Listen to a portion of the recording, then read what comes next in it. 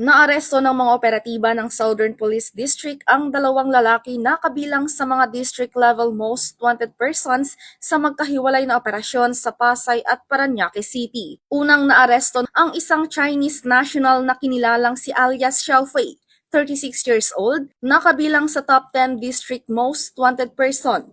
Nahuli siya sa Barangay 76 Pasay City sa bisa ng warrant of arrest para sa kasong robbery. Ang kaso ay may inirerekomendang piyansang 100,000 pesos. Samantala, noong June 2, 2026, naaresto naman sa Barangay Baclaran, Parañaque City si alias Harold, 27 years old, na kabilang sa top 9 district most wanted persons para sa buwan ng Hunyo. Siya ay nahuli sa bisa ng warrant of arrest para sa kasong robbery hold-up na may inirerekomendang piyansang 100,000 pesos. Ayon sa pulisya, parehong ipinaalam sa mga sospek ang dahilan ng kanilang pag-aresto at ang kanilang mga karapatan ayon sa batas sa wikang kanilang nauunawaan.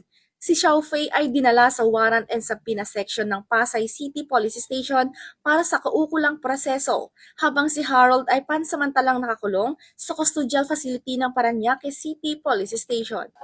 Mula dito sa Southern Police District, ako ang inyong PNN correspondent. Bagong PNP para sa bagong Pilipinas. Serbisyong mabilis, tapat at nararamdaman.